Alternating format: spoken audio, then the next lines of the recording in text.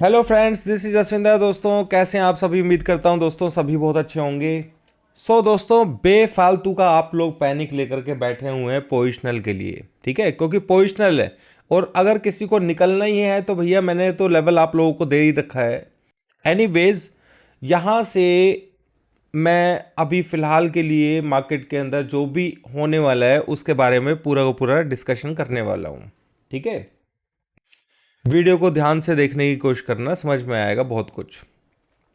दोस्तों मार्केट देखिए, ये यहां से मैंने ऊपर की तरफ ये लेवल इस तरीके से मार्क किया था और आज मार्केट बिल्कुल वहीं पर ही टेस्ट हुआ है, ठीक है? और अगर हम देखें तो ये जो रेजिस्टेंस था 727 का, कल एक्चुअली फिर निफ्टी के अंदर दोस्तों ब्रेकआउट हुआ था, जिसकी वजह से सारे इंडेक्सेस बुलिश हुए हैं, ठीक है? सारे इंडेक्सेस बुलिश हुए हैं और हम कल बीटीएसटी भी लेकर के गए थे अपना। और कल फिन निफ्टी के अंदर हमारा स्टॉप लॉस क्या दोस्तों, हीरो जीरो जो थी वो फेल हो गई थी कल, ठीक है? तो मैं सिंपल सी बात बता रहा हूँ आप लोगों को, सच्ची बात। तो कल हम लोगों ने अपना जो फिन निफ्टी हमने पुट बाय की थी पहले, तो वो हमारी फेल हो गई थी। उसके बाद निफ्टी, बैंक निफ्टी, बीटीएसटी मैंने दोनों के दोनों आज के लिए दिए हुए थे। कल आप लोगों के लिए मैं वीडियो नहीं बना पाया, ठीक है? और आज निफ्टी का टारगेट ही 19,800 के आसपास था। अब ध्यान से सुनिएगा जो मैं समझाने वाला हूं। दोस्तों देखो, निफ्टी एंड बैंक निफ्टी दोनों के लेवल्स मैं आप लोगों को यहां पे दे दूंगा। तो निफ्टी के लिए कल जो नंबर है, बहुत मतलब रेजिस्टेंस जो है वो कल कौन सा रहेगा? 19,975 से पहले कोई रेजिस्टेंस नहीं है। मतलब रेजिस्टेंस मतलब वो जो पॉइंट मैं आप लोगों को देता हूं, ठीक है, बड़े वाला, वो 19,975 का है, ठीक है? उस चीज को ध्यान रखना है कल के लिए। और मार्केट के अंदर बहुत स्लो मूव है, ऊपर से कोई मतलब इस तरीके का नहीं है कि भाई बायर्स जो है ना बहुत जल्दी में है। मैं अभी बहुत सारी चीज़ें समझा दूंगा आप लोगों को कि मार्केट में क्या क्या होने वाला है। दोस्तों पोजिशनली में कोई परेशानी नहीं है, इतनी बात समझ लीजिएगा। शॉर्ट साइड में बस थोड़ा सा पेशेंस देखो। क्या कहते हैं, पोजिशनल जो होती है ना वो उस तरीके की नहीं होती है जिस तरीके की आप समझ रहे हैं कि भाई, मतलब उसके लिए पेशेंस बहुत ज़्यादा चाहिए होता है, ठीक है? अगर आपसे नहीं हो पाता है पोजिशनल तो आप उसे मत कीजिए। दोस्तों एक चीज़ और मैं पूछना चाह रहा था। देखो ये लेवल जो था ना आज मेरे पास निकल गया था यहाँ पे निफ्टी में, ठीक है? पर यहाँ पर मैंने कोई ट्रेड भी नहीं लिया क्योंकि आज आज जो था मेरे को ये समझ में आया, बैंक निफ्टी की एक्सपायरी थी।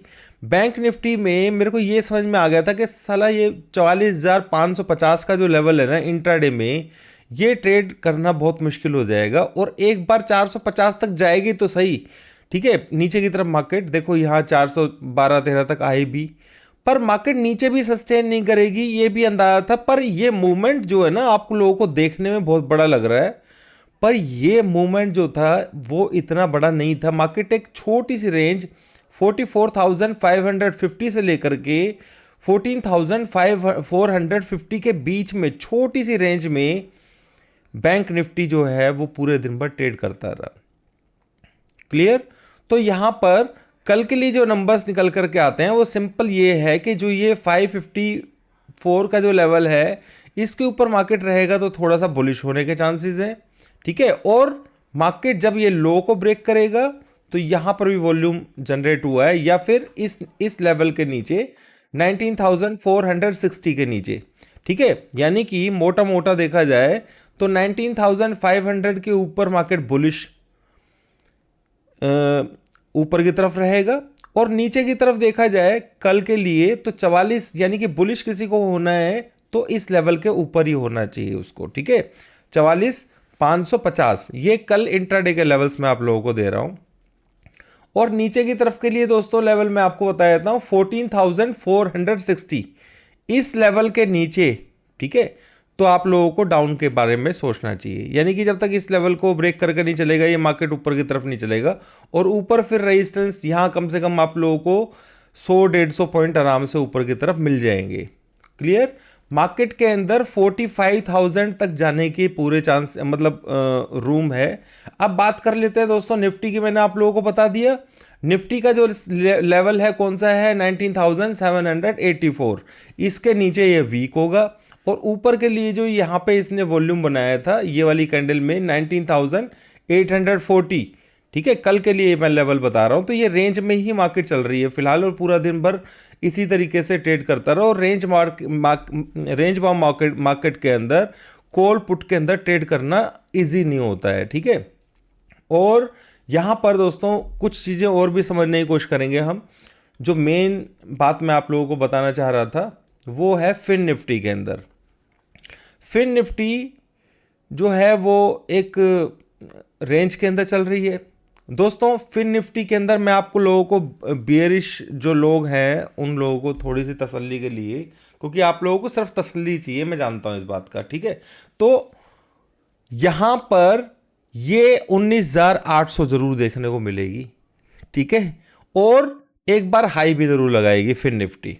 तो अगर फिन निफ्टी एक बार 20,000 का हाई लगा देती है तो वहां से आपको आराम से 200 पॉइंट की मूवमेंट डाउन साइड में देखने को मिलेगी, यानी कि ऊपर से सेल ऑफ आएगा, इसमें कोई दो राय नहीं। अगर ऊपर चला जाता है मार्केट तो, और नीचे अगर चला जाता है तो एक बार फिर वो बाउंस में जाएगी, ठीक है, ये चीज समझ लेना। तो हमारी उम्मीद तो यही है कि भैया ऊपर की तरफ ही तोड़ दे तो ज़्यादा अच्छा है पहले, ताकि फिर नीचे की तरफ आने में कोई परेशानी ना हो। फिर वो 800 के नीचे तो हम और भी खींच लेंगे उसको। तो ये दोस्तों आप लोगों को ध्यान होगा 2 हफ्ते पहले एक लेवल बचा हुआ था 19,800, यानी कि कल हमने 19,680 के आसपास BTST किया था और 19,800 का लेवल बचा हुआ था बहुत टाइम से, मेरे ख्याल से 15-20 दिन रह रहे थे। तो वो अच्छा हुआ अचीव हो गया, वो ही परेशान कर रहा था यहाँ पर यहां से आप ये मत सोचिए कि मार्केट बहुत ज़्यादा ऊपर की तरफ चला जाएगा। अगर गैप मेरे को बनेगा, क्योंकि पोजीशंस तो मेरी होल्ड हैं। अब बहुत सारे लोग इस तरीके की बातें करते हैं, ठीक है ना, मतलब यार तुम पैनिक ले रहे हो ना, ठीक है ना, तो गेन भी होगा, इसमें कोई दोहरा ही नहीं है। और मैं तो पोजिशनल दोस्तों ऐड कर, अगर मेरे को कुछ ऐसा चांस मिलेगा ना बढ़िया वाला ऊपर की तरफ बाई चांस मिलता है तो मैं उसमें सिर्फ सेल की ही कोशिश करूंगा। मैं बाय पोजिशनली करने वाला नहीं हूं बिल्कुल भी, ये चीज आप अपने दिमाग से निकाल दीजिएगा। चाहे 200-250 पॉइंट मार्केट ऊपर चला जाए, किसी को स्टॉप लॉस के साथ में ट्रेड करना है तो वो मैंने आप लोगों को दे रखा है।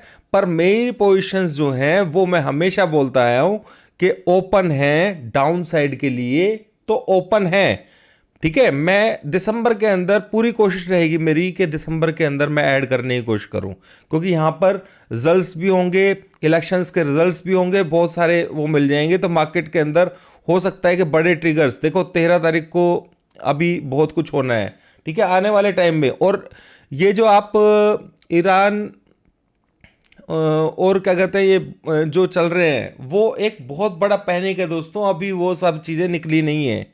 देखो अगर ईरान जिस तरीके की सिचुएशन यहाँ पे चली हुई है इस वक्त, तो अगर ईरान का एक स्टेटमेंट ये आ जाता है ना कि भाई, अभी वो ये तो कह रहे हैं भाई हमारी सहानुभूति इनके साथ में, हम इनके साथ में है फिलिस्तीन के, ठीक है, पर अगर एक बार ये स्टेटमेंट आ जाता है ना कि युद्ध में हम साथ हैं, और इसमें जो मैं वर्ड यूज कर रहा था उकसाने वाला, वो अमेरिका काम कर ही रहा है अपना। दोस्तों आप लोगों को मालूम होगा, शायद पता नहीं कितने लोगों को मालूम है, नहीं मालूम है, कि ये जो ये जो आतंकी हमला हुआ था इसके ऊपर, ठीक है, इजराइल के ऊपर, तो जो उनको हमास को जो है फंडिंग कौन कर रहा था दोस्तों, उनको फंडिंग अमेरिका की तरफ से की गई थी, ठीक है। अब ये चीज समझ लिए, अमेरिका की तरफ से भी ईरान की तरफ से भी, आप लोगों को शायद नॉलेज में है नहीं है, मेरे को नहीं मालूम है। तो वही मैंने आप लोगों को बताया था कि ये सारा का सारा गेम जो है ना बहुत बड़ा है, और ये बड़ा हो सकता है क्योंकि ईरान जो है ना मौके की तलाश में है अमेरिका से भिड़ने के किसी तरीके से। और ये जो युद्ध है ना, अगर ईरान डायरेक्टली आ जाता है तो सीधा असर जो है ना ऑयल के ऊपर आएगा, और जहां ऑयल के ऊपर भाव ऊपर की तरफ भागने शुरू हुए, और आप लोगों को शायद नॉलेज में ये होगा, क्योंकि अमेरिका के पास कुछ और नहीं है सिर्फ ऑयल के सिवाय देखा जाए तो, और हथियार बेचने के, और वो इसने दोनों काम करने हैं। तो तेल बढ़ेगा, लड़ाई जितनी होंगी उतने ही उसके हथियार जाएंगे। ठीक है, अभी इसराइल को भी सप्लाई कर रहा है वो। ठीक, ड्रोन जो है वो सबसे ज़्यादा ईरान के पास है, तो ड्रोन के मामले में भी फिर अमेरिका को देने होंगे। मतलब आगे ज़रूरत पड़ सकती है इसराइल को, या जैसे भी है, और दूसरे देश भी आएंगे। यानी कि कहीं ना कहीं घूम फिर के जो एक गेम है, ये युद्ध वाला जो चला हुआ है, वॉर वाला, ये रुकने वाला नहीं है। ये आप लोग अपने दिमाग में डाल लेना। ये कभी भी ऐसी स्टेटमेंट, एग्रेसिव स्टेटमेंट अगर ईरान उनके साथ दे देता है, अभी चाहे आपको ऐसा नॉर्मल लग रहा हो कि भाई हमारी इंडियन मतलब मार्केट गिरी नहीं है इतना सब कुछ होने के बावजूद, वो सिर्फ इसी वजह से है क्योंकि एग्रेसिव कहीं से भी कुछ भी ऐसा अभी बोला नहीं गया है। तो इस चीज़ को समझ करके ध्यान में रखिएगा। मार्केट के अंदर आप ये मत सोचिए वो 2 दिन बाद भी हो सकता है, 4 दिन बाद भी हो सकता है, कहीं ना कहीं कुछ ना कुछ घटेगा, क्योंकि लेवल्स मेरे पास सारे नीचे के ही हैं। ऊपर इंट्राडे के अंदर वो रूम है उसके पास, वो प्ले कर रहा है अपना। ठीक है, पर आप इतना ये मत सोचिए कि मार्केट बहुत ऊपर चला जाएगा, ऐसी सोच आप लोगों को रखनी नहीं चाहिए। और ये टिक टिक जो होती है ना, 50 पॉइंट ऊपर चली गई, टेंशन ले लेना, भाई कोई फायदा नहीं है इन सब चीज़ों का। ठीक है, ये आप अगर सोचेंगे तो फिर आप खुद भी ट्रेड नहीं कर पाएंगे, और मेरे को भी क्या कहते हैं प्रॉब्लम होती है इन सब चीज़ों से। ठीक है, तो आप लोगों ने अगर पोजिशन ले रखी है, पोजिशन ले रखी है तो उसको एज ए पोजिशनल लेकर के चलिए। उसको 1-2 दिन के हिसाब से लेके चलना था, तो अभी 400 के आसपास गया था, 500 का टारगेट दिया था, तो वहां पे आप लोगों को निकल जाना चाहिए था। ठीक है, पोजिशनल का मतलब पोजिशनल होता है, तो ये चीज समझ लेना। ठीक है, हाँ मान रहा हूं इस बात को कि मार्केट ऊपर की तरफ रुकी हुई है, ये जिस तरीके से रुकी हुई है उससे कहीं ज्यादा स्पीड से नीचे जाएगी दोस्तों। कुछ भी ऐसा पॉजिटिव नहीं है जो मार्केट को बहुत ज्यादा पॉजिटिव कर सके, ये मैं बता रहा हूं। आज भी कॉल जो है वो कॉल राइटिंग शॉर्ट्स जो है ना कॉल के, वो कवर हुए हैं। ठीक है, अब ऊपर की तरफ से अगर थोड़ा बहुत ऊपर जाता है तो कॉल राइटिंग दोबारा से होनी शुरू होगी।